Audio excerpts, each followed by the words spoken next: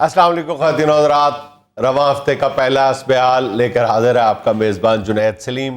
ناظرین، آج آپ کی ملاقات کروا رہے ہیں قائد حزب اختلاف سابق وزیر اعلیٰ پنجاب محترم جناب شہباز شریف صاحب سے، جو ہم سے آن لائن محفل گفتگو ہوں گے۔ جی السلام علیکم میاں صاحب۔ او اے سی تیز کرو خدا کے لیے، اے سی تیز کرو، اے سی تیز کرو۔ میاں صاحب سردی میں اے سی؟ او باہر سردی ہے نا، اندر تے اگاں لگی ہیں نے۔ وہ اے سی تیز کرو خدا کے واسطے، اے سی تیز کر دو۔ میاں صاحب آپ تو ٹیلی ویژن کے اندر ہمیں باہر نمونیا کروانا ہے۔ آپ فکر نہ کریں، فکر نہ کریں، باہر بھی جتنی مہنگائی کی تپش ہے آپ کو نمونیا نہیں ہوگا۔ او مائی گاڈ، بڑی تپش ہے بھائی، بڑی تپش ہے۔ کس بات کی تپش ہے؟ جنید صاحب آپ ماشاءاللہ ایک سینئر جرنلسٹ ہیں، آپ تو زمانے پہ نظر رکھنے والے، آپ تو اقبال کے شاہین ہیں۔ آپ نے کل آپ کی طائرانہ نظر نے کل دیکھا نہیں ہے کہ پارلیمنٹ کے اندر کیا گل کھلایا ہے اس حکومت نے۔ آپ کیا کر رہے ہیں، کیا کر رہے ہیں آپ جنید صاحب؟ آپ کو تو معلوم ہونا چاہیے کہ کل کیا ہوا ہے، کیا ہوا ہے، کیا ہوا ہے، کیا ہوا ہے، ہمیں بھی تو بتائیں۔ جنید صاحب کل پارلیمنٹ کے اندر، ایوان کے اندر پاکستان کے سب سے بالادست ادارے کی روایات کو جس طرح کچلا گیا ہے، وہ انتہائی قانون سوز واقعہ ہے جنید صاحب۔ قانون سوز واقعہ۔ آپ اس سے بے خبر ہیں؟ کیا کر رہے ہیں، کیا کر رہے ہیں جنید صاحب؟ نہیں میاں صاحب، میں قطعی طور پہ بے خبر نہیں ہوں۔ دیکھیں ان لوگوں نے اپنی اکثریت ثابت کر کے قانون سازی کروائی ہے، آپ لوگ بھی اپنے دور میں یہ کرتے رہے۔ دیکھیے کتنی بڑی زیادتی ہے اور کتنی بڑی چالاکی ہے کہ انہوں نے حکومتی ارکان گننے کے لیے جو بندہ تعینات کیا تھا جنید صاحب، اس کی ایک آنکھ تھی، وہ بہنگا تھا، بہنگا تھا جنید صاحب۔ وہ ایک ایک کے دو گنتا رہا ہے، ان کے 111 ممبرز اس نے 200 بائی کر دیے، اور ہماری گنتی کے لیے انہوں نے ایک آئی اسپیشلسٹ ڈاکٹر جنید صاحب بلوایا ہوا تھا۔ دیکھیں یہ بہت زیادتی ہے۔ اور یہ دیکھیں کہ جو ہمارے کراچی سے جو ممبر ہیں انتہائی محترم عامر لیاقت صاحب، جن کا بڑا ایرانی بلی جیسا منہ ہے، انہوں نے ان کا سارا کچا چٹھا کھول دیا ہے۔ بلکہ جنید صاحب یہ کچا چٹھا بھی پرانی باتیں ہو گئی ہیں، انہوں نے تو سیدھا سیدھا ان کا پکا چٹھا کھول دیا ہے۔ اور دیکھیے جنید صاحب، ہمارے اللہ کے فضل سے ہمارے ممبرز پھر بھی زیادہ تھے۔ اچھا زیادہ تھے تو وہ کہاں تھے؟ جنید صاحب بیماری انسان کے ساتھ ساتھ ہے، اور ہمیں بیماری پر یقین کامل ہے۔ یہی بیماری ہمیں اوکھے سوکھے وقت لندن پہنچاتی ہے، یہی بیماری ہمیں خطرناک عدالتی تاریخوں سے بچاتی ہے، اور پھر یہی بیماری ہمیں ہر موڑ پہ کام آتی ہے۔ اس لیے جنید صاحب ہمیں بیماری پہ یقین ہے، اس لیے جن ہمارے اراکین نے ہمیں یہ بتایا، ہمیں مطلع کیا کہ ہم بیمار ہیں، ہمیں ان پہ یقین کرنا پڑتا ہے۔ لیکن میاں صاحب دیکھیں، قائد حزب اختلاف کی حیثیت سے آپ کو تو اجلاس کے بعد یہ کہنا چاہیے تھا کہ طاقتور اداروں نے کوئی منفی رول پلے کیا ہے، وہ انوالو ہوئے ہیں۔ آپ نے باہر آگے کہہ دیا کہ جناب ہمارے 16 ارکان بیمار تھے، آپ نے تو اسٹیبلشمنٹ کا ساتھ دے دیا۔ دیکھیے جنید صاحب، میں سچ بات کرنے والا آدمی ہوں، میں کبھی بھی منفی سیاست نہیں کرتا۔ دیکھیں اسٹیبلشمنٹ کو آپ ایک طرف کر دیں، ابھی بیماری میں پہلے بھی کہہ چکا ہوں، بیماری اللہ کی طرف سے آتی ہے اور عین موقع پہ آتی ہے۔ یہ نون لیگ کی قسمت ہے، یہ نون لیگ کی گلک ہے، عین موقع پہ آتی ہے۔ دیکھیں جنید صاحب، نوید قمر صاحب آپ دیکھیے، وہ بیمار پڑ گئے، اور ان کو پیپلز پارٹی کے ہمارے انتہائی معزز وہ سیاسی لیڈر ہیں، وہ بیمار ہو گئے، ان کو ڈائریا ہو گیا جنید صاحب۔ اگر وہ آ بھی جاتے تو لگنی تو ان کی غیر حاضری تھی، کیونکہ ڈائریا ایک ایسی چیز ہے جو عین گنتی کے وقت زور پکڑتا ہے،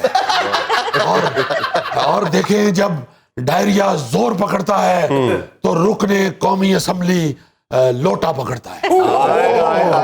یعنی لوٹا پکڑتا ہے؟ نہیں، ہرگز نہیں۔ میں دیکھیں میں پہلے بھی کہہ چکا ہوں جنید صاحب، بیماری اللہ کی طرف سے آتی ہے اور یہ اللہ کی رحمت ہے کہ بیماری موقع پہ آتی ہے. اچھا میاں صاحب چلے نوید قمر کا تو پیٹ خراب ہو گیا تھا نا, تو یہ یوسف تالپور اور اختر مینگل کا کیا خراب ہو گیا تھا؟ جنید صاحب ان کی نیت خراب ہو گئی تھی اور یہ باقی چیزیں خراب ہوئی ٹھیک ہو جاتی ہیں, جب نیت خراب ہو جائے تو پھر اس کا کوئی علاج نہیں ہے, اس کے لیے پھر بے شمار ٹیسٹ کروانے پڑتے ہیں اور پھر وہ تگڑے سے تگڑا بندہ بھی یہ خرچہ افورڈ نہیں کرتا. اچھا واہ واہ میاں صاحب کیا بات کر دیا آپ نے, ایک نیت اور ایک کھانے کے بعد پلیٹ کوئی دوسرا صاف نہیں کرتا, ہمیشہ خود ہی صاف کرنی پڑتی ہے. بات تو آپ نے بہت اچھی کی ہے, مگر یہ دونوں چیزیں مجھے آپ کی کبھی صاف نظر نہیں آئی. کھانے کی طرف سے آپ کی نیت اور کھانے والی پلیٹ, یہ دونوں چیزیں آپ کی بھری ہوئی نظر آئی ہیں ہمیشہ. میاں صاحب آپ سے ایک بات پوچھنی تھی. لو جنید صاحب, یہ ہوتا ہے اقتدار سے باہر رہنے کا نتیجہ. اب مجھ سے یہ تھیلا بھی سوال پوچھے گا, حد ہو گئی ہے بھائی, حد ہو گئی ہے. میاں صاحب جب بھی آپ لوگوں کی عدالت میں اہم پیشی ہوتی ہے تو عین 2 دن پہلے آپ کو اسکینڈل لے کے سامنے آ جاتے ہیں. میرا خیال ہے میں کہنا نہیں چاہتا, مگر مجھے کہنے دیجئے. مجھے لگتا ہے کہ آپ نے پی ٹی آئی سے لفافہ پکڑا ہوا ہے. نہیں آپ یہ کہہ رہے ہیں کہ جب اہم پیشی ہوتی ہے اس سے پہلے ہم سکینڈل لے کے آتے ہیں. جی. آپ یہ کیوں نہیں کہتے, اس طرح کیوں نہیں سوچتے کہ جب سکینڈل آنا ہوتا ہے این 2 دن بعد یہ پیشی رکھ لیتے ہیں. اور دوسری بات یہ ہے تھیلا صاحب کہ 1-2 دن آگے پیچھے ہو ہی جاتے ہیں. جب سکینڈل لندن سے آنا ہو تو 1-2 دن آگے پیچھے ہو جاتے ہیں, کیونکہ اکثر یہ سکینڈل کا قطر میں بھی 4 گھنٹے کا ٹرانزٹ ہوتا ہے. سر قطر میں آپ لوگوں کے اسکینڈل کا 4 گھنٹے کا نہیں 4 سال کا ٹرانزٹ ہوتا ہے. قطر کی بات ہو رہی ہے سر. کیا بات کر رہے ہیں آپ جنید صاحب, سنے نہیں سکتے یار تیری کیڑی گل ہے, یہ تو میں بھی نہیں سن سکتا. آپ عجیب بات کر رہے ہیں جنید صاحب.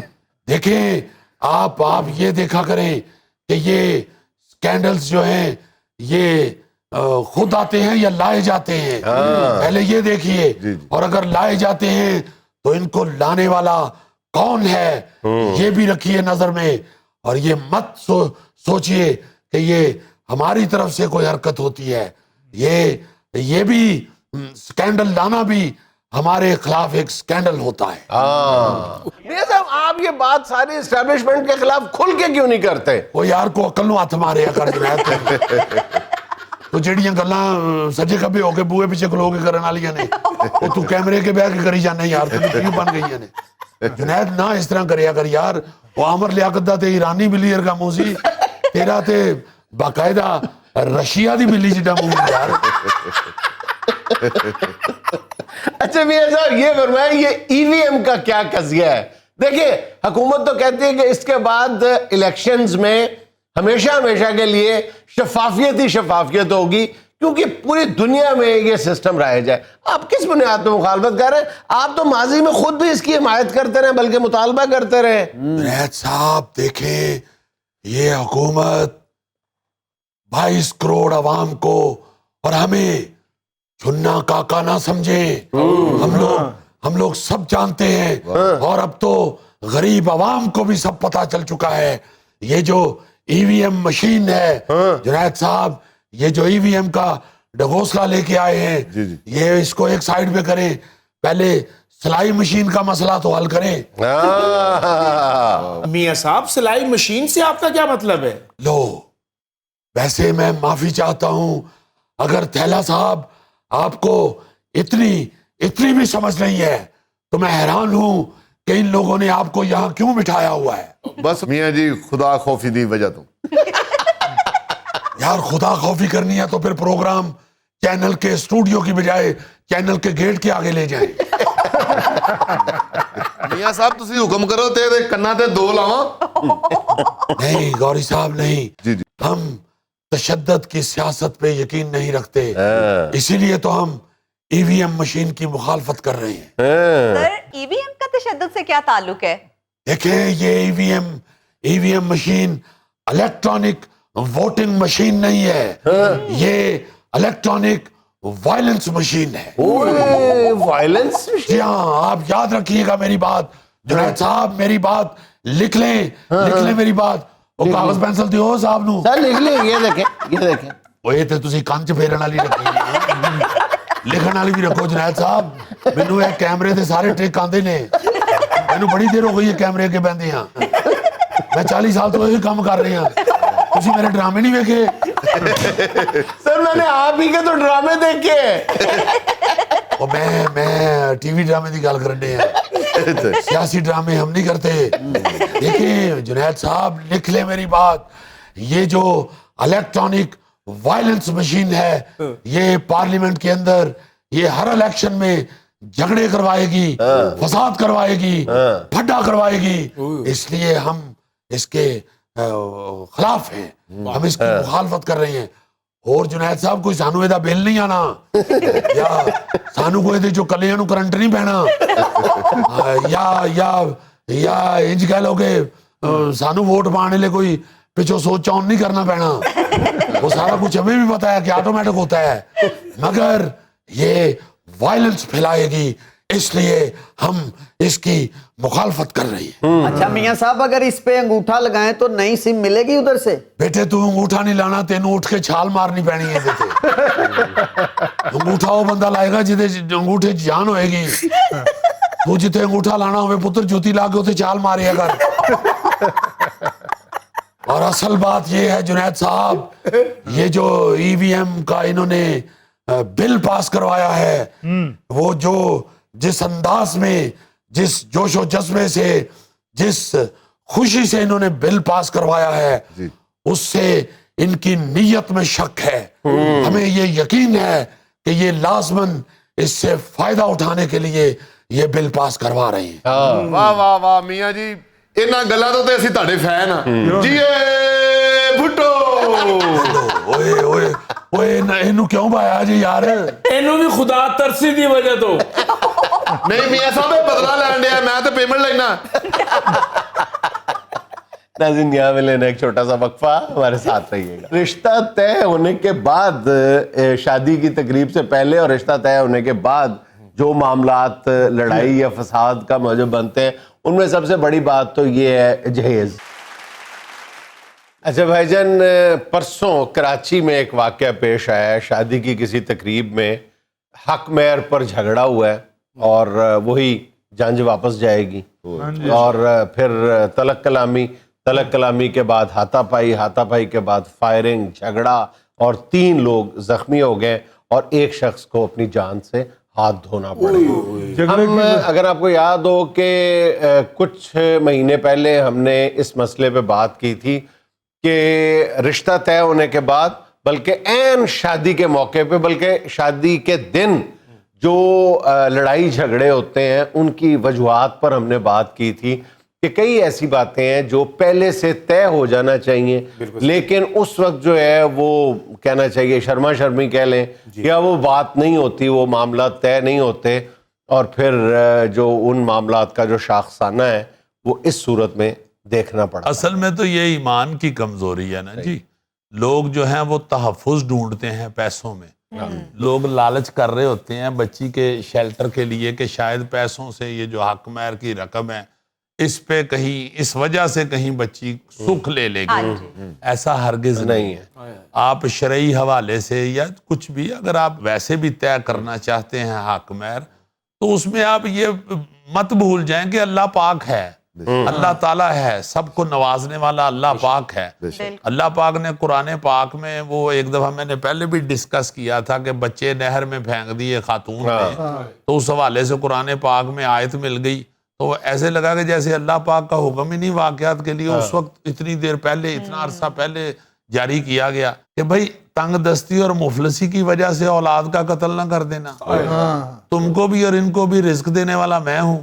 تو تو آپ کو بھی رزق دینے والا اللہ ہے, آپ کو بھی سکھ دینے والا اللہ ہے, آپ کی بچی کو بھی سکھ دینے والا اللہ ہی ہے, وہ آپ کے حق مہر نہیں ہے, آپ کے لڑائی جھگڑے نہیں. اچھا معاملہ دو طرفہ ہے نا, ایک طرف حق مہر کا مطالبہ اور اس سے پہلے جہیز کا مطالبہ, دونوں طرف لالچ کار فرما ہوتی ہے. بھئی دیکھیں, یعنی آپ کو حق مہر کا تو ذکر اور حکم جو ہے وہ تو قرآن شریف میں ہے نا, اور جہیز کی ایسی کوئی بات نہیں ہے. لیکن حق مہر کا یہ مطلب تو نہیں ہے کہ آپ لڑکے کی چمڑی ادھیڑ لیں, جو اس کی استطاعت ہے اس نے اس کے مطابق ہی دینا ہے نا, اور دل کھلا رکھیں. بالکل تم ٹھیک کہہ رہے ہو کہ حق مہر بہت زیادہ لے کے بھی آپ کیا خوشیوں کی ضمانت لے سکتے ہیں؟ خوشیوں کی ضمانت تو صرف اللہ پاک دے سکتا ہے نا, اور اسی نے دینا ہے اس کے بعد. اچھا معاملہ یہ ہے کہ یہ جو عین شادی کے دن شادی کی تقریب بدمزہ ہو جاتی ہے, یا اس کا مزہ کرکرا ہو جاتا ہے, یا لڑائی یا فساد شروع ہو جاتا ہے. اس سے کچھ عرصہ پہلے یہ ہوتا تھا, دیکھنے میں آتا تھا کہ لڑکی والے جو ہیں وہ اس کو اپنی انا کا مسئلہ سمجھتے تھے اور بڑی غیرت کا مسئلہ سمجھتے تھے کہ بارات واپس نہیں جانی چاہیے. اب جو ہے حالات یکسر تبدیل ہو چکے ہیں, اب لڑکی والے بھی اکڑ جاتے ہیں. اب لڑکی والے کہتے ہیں وہ خود بارات کو واپس بھیج دیتے ہیں, ایون بارات لیٹ آتی ہے تو بارات کو واپس بھیج دیتے ہیں. تو اب اور زیادہ ہمیں ویجیلنٹ ہونا چاہیے. جی آپ کو سنایا نہیں ہوا, ایم اے آسی صاحب مرحوم ہمارے بڑے پیارے دوست تھے, فوت ہو گئے ہوئے ہیں, ماشاءاللہ غوری صاحب کی طرح بڑے پیارے آدمی. تو ان کی بارات گئی ہے ایک گاؤں میں, تو وہ رستے میں بس بھی پینچر ہو گئی. یہ وہ جن کی نانی نے خوشی کا اظہار کیا تھا. جی اور خوشی کا اظہار انہوں نے دولہے کا سہرا اٹھا کے ان الفاظ میں کیا تھا کہ ہائے زلیخا نے تے کڑی روڑ ہی چھڑی. تو وہ راستے میں بس پینچر ہو گئی, تو وہاں پہنچے جب بارات لیٹ ہو گئی تو انہوں نے کہا جی نکاح پڑھاؤ, کڑی پڑھو تے نکل جاؤ, روٹی نہیں تانوں مل. اچھا یہ دیکھیں نا کہ جو رشتہ طے ہونے کے بعد, شادی کی تقریب سے پہلے اور رشتہ طے ہونے کے بعد جو معاملات لڑائی یا فساد کا موجب بنتے ہیں, ان میں سب سے بڑی بات تو یہ ہے جہیز کی تیاری شروع ہو جاتی ہے. یہ لینا ہے, یہ دینا ہے, سراسر لالچ. اچھا اس کے بعد پھر جب شادی کی تقریب نزدیک آتی ہے کہ جی بارات میں کتنے لوگ آئیں گے, آپ کے کتنے لوگ ہیں, یہ فلاں ٹمکا, اس میں سراسر نمود و نمائش. بھئی اگر وہ کہہ رہے ہیں اتنے لوگ آئیں گے تو آپ مان لیں, اور اگر آپ کو دو چار اوپر نیچے کرنی پڑتی ہے گنتی, تو کون سی قیامت آ جائے گی. اس میں انا کا مسئلہ آپ لوگ کیوں بنا رہے ہیں؟ ہاں بھئی بعد میں یہی جو بحث ہے, یہی جو آپ کی جو تلک کلامی ہے, تکرار ہے یا بدمزگی ہے, یہی بدمزگی جو ہے یہ ٹرانسفر ہوگی بعد ازاں میاں بیوی کے تعلقات کے درمیان, ایک دوسرے کو ساری زندگی کے لیے تانے دیتے ہیں. پھر آپ نے دیکھا ہے جو رسوم و رواج ہوتے ہیں, اس میں لڑائی پھڈا فساد خام خواہ کا, چھوٹی چھوٹی باتیں ہوتی ہیں جس میں آپ پہلے طے بھی کر سکتے ہیں. اور دوسری بات میں نے یہ دیکھا ہے کہ آپ each and every minute detail جو ہے نا وہ طے نہیں کر سکتے. کئی باتیں ہوتی ہیں at the spur of the moment ہوتی ہیں, بالکل آپ کو موقع پہ فیصلہ کرنا پڑتا ہے کہ آپ کے حالات ایسے ہو جاتے ہیں. اس وقت صرف ایک ہی چیز کام آتی ہے دونوں طرف سے, اور وہ ہے کشادہ دلی اعلیٰ ظرفی. کہ یار نہیں, ہم نے کسی کے سامنے تماشا نہیں لگانا. اور میں سمجھتا ہوں کہ آپ بیاہ والے دن اگر ایک دوسرے کو شریکہ سمجھ لیتے تو پھر تو بڑی بری بات ہے. بالکل سر. جب رشتہ ہو جاتا ہے, آپ بچی کسی کی لے آتے ہیں یا کوئی اپنی بچی آپ کسی کی طرف بھیج رہے ہیں, تو یار خدا کے واسطے پھر آپ یہ طے کر لیں, یہ ذہن میں آپ بٹھا لیں کہ اب آپ دونوں کی عزت سانجھی ہے, ان کی عزت آپ کی یا آپ کی عزت ان کی.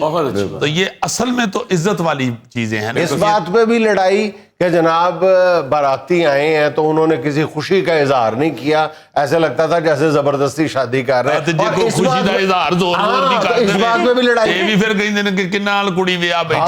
بات میں لڑائی ہے کہ جناب علی اس میں بے ہنگم انداز میں خوشی منانے کا کیا جواز ہے. وہ سردی کھانے پہ لڑ پڑتے ہیں ایسے جیسے جانور لڑ رہے ہیں.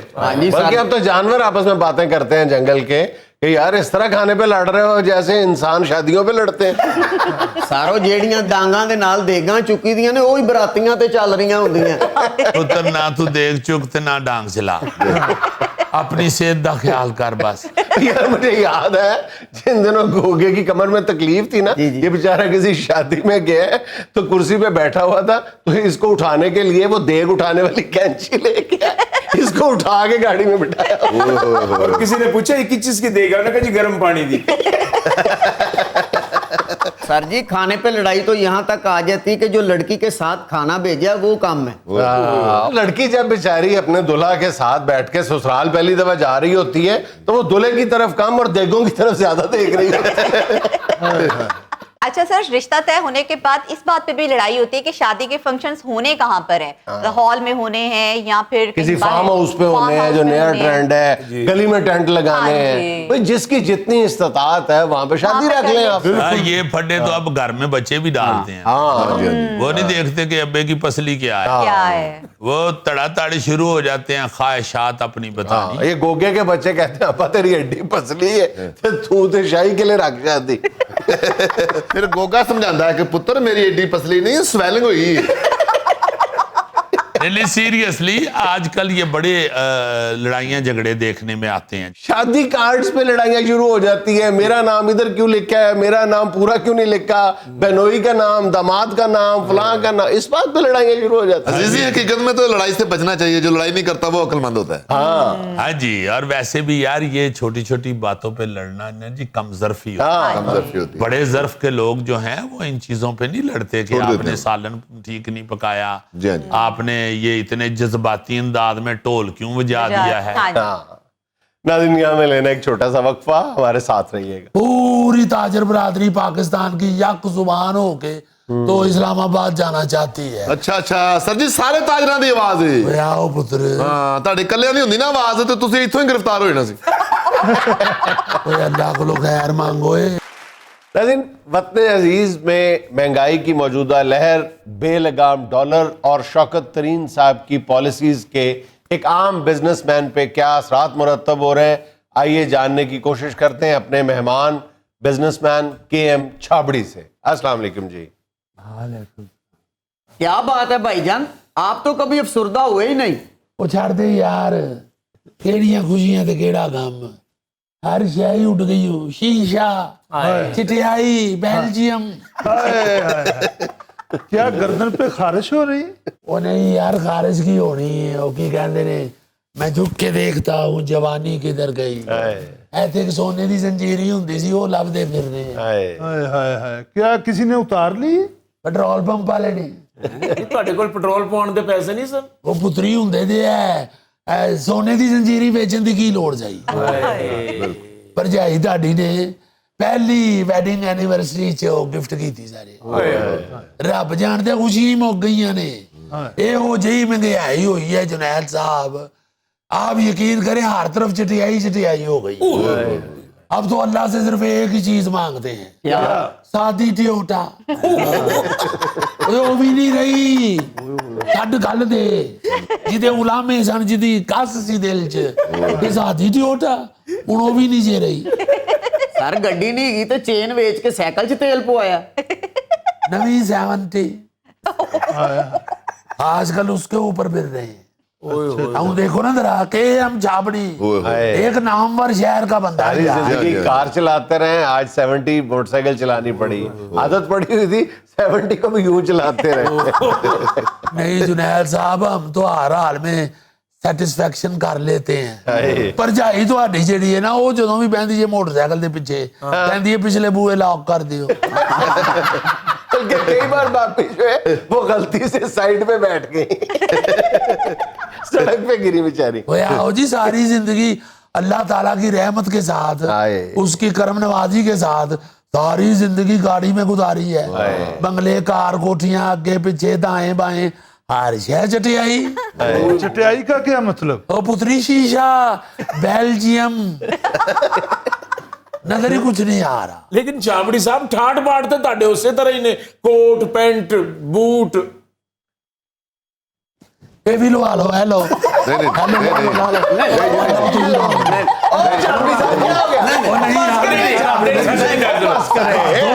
ਕੀ ਗੱਲਾਂ पे कर ਦਿਓ, ਇੱਥੇ ਕਿਸੇ ਨੂੰ ਪੂਰਾ ਹੀ ਨਹੀਂ ਜੇ ਆਉਣਾ।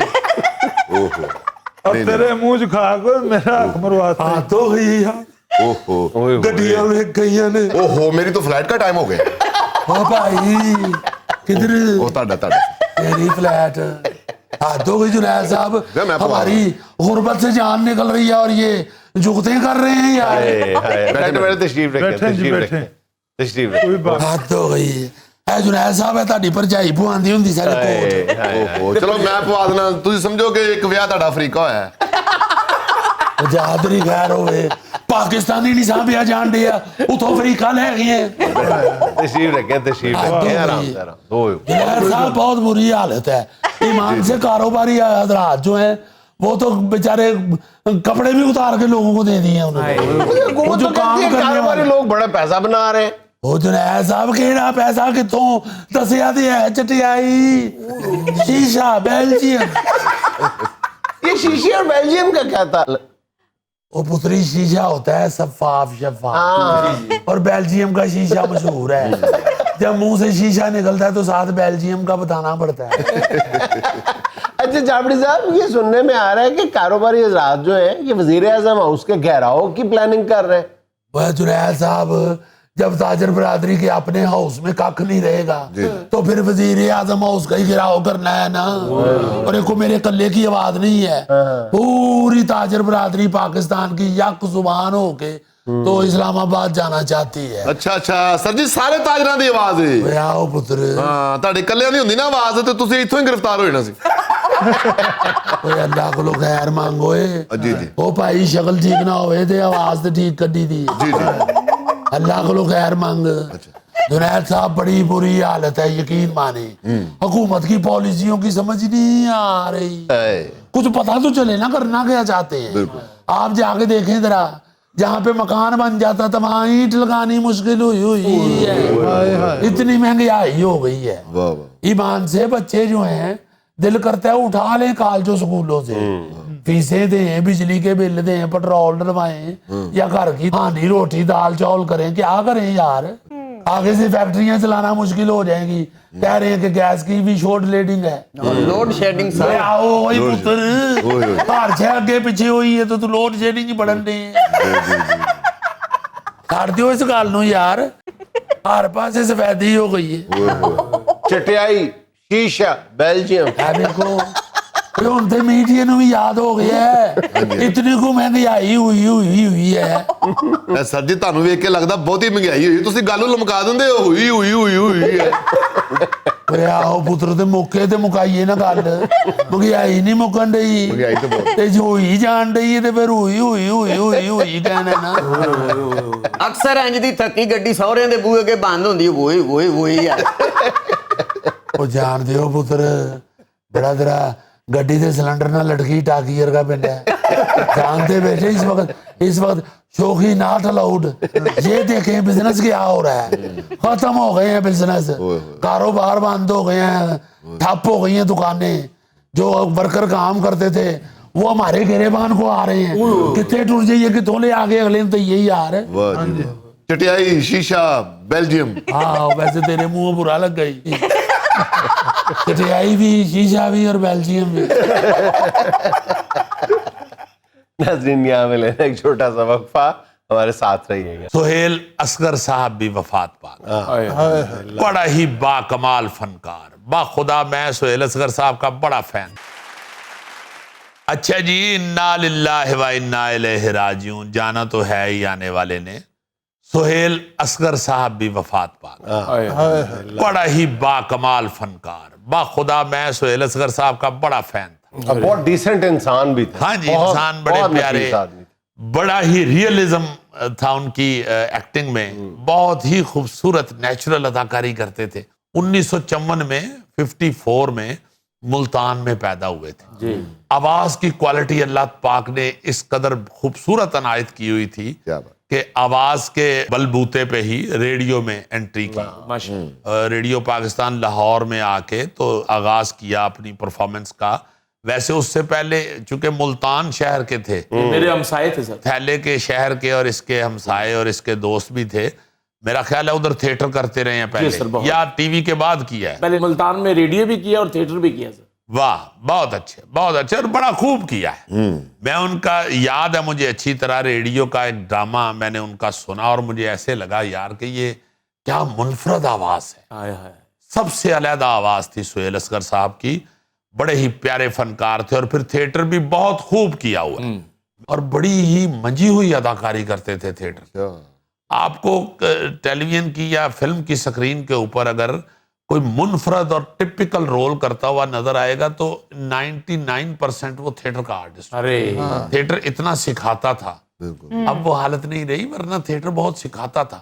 جی مختلف رول کرنا اور بڑے اچھے طریقے سے رول کو اڈاپٹ کرنا یہ تھیٹر سکھاتا تھا. چونکہ 16, 17, 18 دن یا 2 مہینے ہوتے تھے ایک ہی ڈرامہ ایک ہی کریکٹر کرتے ہوئے گزر جاتے تھے, ایک ہی لائن بولتے ہوئے, تو اسے مختلف انداز میں ڈیلیور کرتے یا مختلف انداز اپناتے ہوئے پرفارمنس کا بڑا تجربہ ملتا. بڑی خوبصورت تم نے بات کی کہ ان کی اداکاری کی جان جو ہے ان کی آواز میں تھی. وہ یاد ہے وہ جو سرکس والا ڈرامہ تھا, اس میں صرف ایک آواز ہے, 1 روپا 1 روپا 1 روپا 1 روپا. لگتا تھا کہ وہ باقاعدہ اس ڈرامے کی جان ہے وہ جو آواز ہے. آغاز ویسے انہوں نے 1985 میں 85 میں ایک اصغر ندیم سید صاحب کے لکھے ہوئے ڈرامے آسمان سے کیا تھا. یہ ٹی وی ڈرامہ تھا. جی. اس کے بعد پیاس تھا جس میں بڑے بڑے قداور اداکار تھے, جن میں افضال احمد صاحب, عابد علی صاحب, ان کے درمیان کھڑے ہو کے سہیل اصغر صاحب نے با کمال اداکاری کی. اس میں ان کی کنٹینیوٹی تھی, میں صدقے تھی وہاں, ہم آدمی ہیں ذرا وکھری ٹائپ. نہ صدقے تھی وہاں,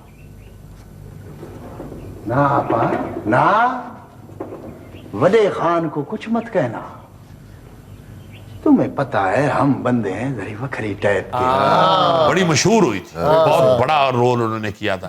اس ڈرامے میں اداکاری جو انہوں نے کی تھی وہ تو خیر پورے پاکستان میں وہی مشہور ہو گئی تھی, مگر جب انہوں نے یہ خواہش کیا نا تو وہ تو پھر رات کو باتیں ان کے رول کی اور کوڈو کے رول کی, جاوید کوڈو اور ان کا رول, سرکس کے یہ کارندے بنے ہوئے ہیں, تو ان کے رول کی ہی رات کو محلوں میں ڈسکشن ہوا کرتا. عزیزی ہینا شاہین بھی اسی ڈرامے سے ہٹ ہوئی تھی. ہاں سارے رول ہٹ تھے, مگر واقعی یہ ٹرائنگل جو تھا نا, سہیل اصغر صاحب, جاوید کوڈو صاحب اور ہینا شاہین, تو بہت ہٹ تھا یہ ٹرائنگل. اچھا پھر بے شمار بہت بڑے ڈرامے سہیل اصغر صاحب کے حصے میں آئے ہیں. چاند گرہن, من چلے کا سودا, آگ, پھر تیری میری لو سٹوری, آپ کی کنیز, کیسی ہے دیوانگی, بے شمار ایسے ڈرامے انہوں نے کیے ہیں جس میں انہوں نے منجی ہوئی اداکاری کی. اور بیچارے کچھ عرصے سے بیمار ہو چکے تھے, کراچی شفٹ ہو گئے ہوئے تھے, چونکہ ڈرامہ اب کراچی میں ہی زیادہ تر پروڈکشن ہوتی ہے. تو عابد علی صاحب کے ساتھ ان کی بڑی دوستی تھی. عابد علی صاحب کے کہنے پہ ہی وہاں بیریا ٹاؤن شفٹ ہو گئے ہوئے تھے, ان کے پاس ہی. تو دیکھیے بیریا ٹاؤن کے قبرستان کی پہلی قبر عابد علی صاحب, تو اسی قبرستان میں ان کو بھی دفنایا گیا, سہیل اصغر صاحب کو. میں یہ پچھلے دنوں جب انہوں نے ایک بڑا میجر آپریشن کروایا تو مجھے پتا چلا, تو میں نے ان کو فون کیا, تو اس وقت میری بھابھی سے بات ہوئی, پھر انہوں نے ان سے بھی بات کروائی, تو بڑے بیمار تھے, بہت بیمار ہو چکے تھے. پھر ابھی جس دن فوت ہوئے ہیں تو میں ایسے ہی جا رہا تھا تو مجھے فون آیا پی ٹی وی اسلام آباد سے کہ سہیل اصغر صاحب کی جو خبر ہے کیا وہ سچ ہے. تو میں نے کہا جی مجھے معلوم نہیں ہے, میں سفر میں ہوں. تو میں نے فون بند کر کے تو سہیل اصغر صاحب کا نمبر ملایا, تو ان کی بیگم صاحبہ نے, ہماری بہن نے اٹھایا فون. تو میں نے کہا سہیل اصغر صاحب گھر ہیں؟ تو کہتے ہیں جی اب وہ یہ گھر چھوڑ گئے, اب وہ اپنے اصلی گھر چلے گئے. تو یہ حوصلہ جو ہے نا یہ کرنا پڑتا ہے. میں اسی ایک فکرے سے کتنی دیر مجھے وہ اپنی بہن پہ اتنا پیار آیا کہ دیکھیے اللہ پاک کے حکم کو کس طرح یہ قبول رہے ہیں, کس طرح قبول کر رہے ہیں کہ چلے گئے ہیں جی, وہ اصلی گھر چلے گئے. تو اللہ تعالیٰ ان کو جنت الفردوس میں جگہ عطا فرمائے. ماشاءاللہ بہن ہماری بڑی پڑھی لکھی اور بڑی حوصلے والی خاتون, اور انہوں نے سہیل اصغر صاحب کی یہ جو بیماری ہے اس میں ان کی بھرپور خدمت کی, بہت ساتھ دیا. اللہ تعالیٰ ان کو اس کا اجر دے. بہت بڑے فنکاروں کی جو لسٹ ہے ہمارے پاکستان کی, اسی لسٹ میں ان کا بھی نام بڑا روشن تھا. اور خاص طور پہ یہ جو سرائکی بیلٹ ہے, ہماری یہ جو ملتان کی مٹی ہے, ادھر سے جو چند بڑے فنکار پاکستان کو ملے, ان میں ان کا نام سر فہرست. بے شک اللہ پاک ان پہ بڑی رحمت کرے اگلے جہان میں بھی. بچے ان کے ماشاءاللہ بڑے انٹیلیجنٹ ہیں, بہت انٹیلیجنٹ میں نے سنا ہے بچے ماشاءاللہ, پڑھے لکھے اور بڑے خوب اپنے زندگی میں وہ محنت کر رہے ہیں. مگر جب باپ چلا جاتا ہے اور پھر اتنا بڑا نام گھر سے نکل جاتا ہے, خاندان سے چلا جاتا ہے, سر سے اٹھ جاتا ہے, تو دکھ تو اس کا پھر ایک بہت ہی بڑے حادثے جتنا ہوتا ہے. تو ویسے تو ہر آدمی نے جانا ہی ہے، جانا ہی پڑے گا، کیونکہ آئے ہیں اور جانا بھی ہے، وہ تو قبول کرنا ہی پڑتا ہے۔ مگر ایسے لوگ جو انسان بھی باکمال ہوں، جن سینئر فنکاروں کو مل کے جونیئرز کی حوصلہ افزائی ہوتی تھی اور بڑی ہمت بنتی تھی، ان کی لسٹ میں سہیل اصغر صاحب بھی شامل۔ اللہ تعالیٰ ان کی اگلی منزلیں آسان فرمائے۔ آمین آمین۔ ناظرین، یہ تھا آج کا حسب حال، اور آج کی چھوٹی سی بات یہ کہ اپنے بارے میں نہ کسی فقیر سے پوچھیں نہ پیر سے، پوچھنا ہے تو اپنے ضمیر سے پوچھیں۔ خوش رہیں، خوش رکھیں۔ آپ سے ملاقات ہوگی انشاءاللہ کل۔ اللہ حافظ۔